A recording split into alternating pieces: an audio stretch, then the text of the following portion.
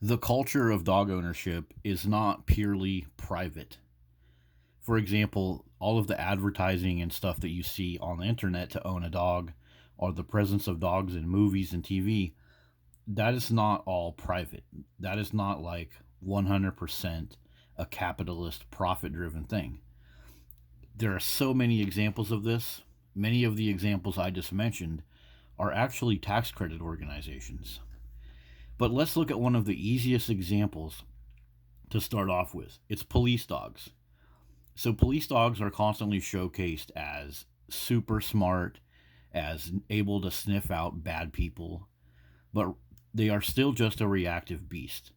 But this is all paid for by the police funding. This is not private. This is the government using dogs to promote dogs. Because people see all this stuff and they think like, "Oh my god, if I get one of these dogs, it's like having a police officer in my house." They ignore the fact that these dogs attack people. So, here's some articles about this. Police dogs are constantly being pushed, to get adopted. Like, "Oh, look at him. He's a retired police dog. He knows things. You put him in your house, man, he's going to keep things lined out for you, just like a good police officer." That's a big part of this advertising of owning these dogs.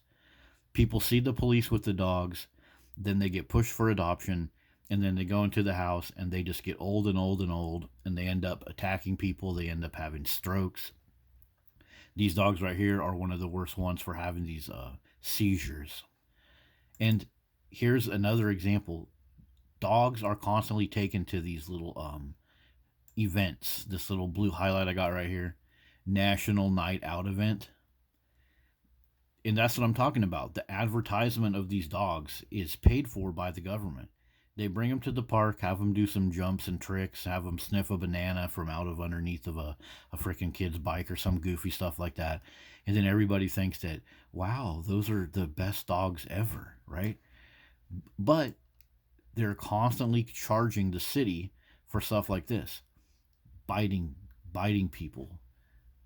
All of these little stories, if you go look at them, it's hundreds and thousands of dollars of payouts. Pretty freaking nasty, right? But again, that's a redistribution of wealth, like with communism. They're taking all that money that's supposed to go to serving the community. First, they dump a truckload of it into the dog. Then the dog bites somebody, and then they get a lawsuit.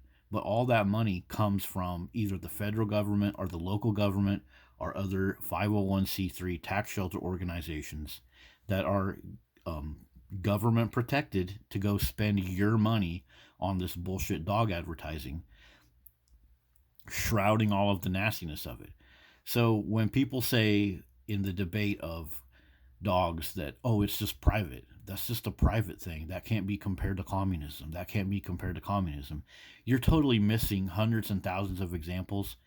And this police dog example is one of the perfect, most obvious ones.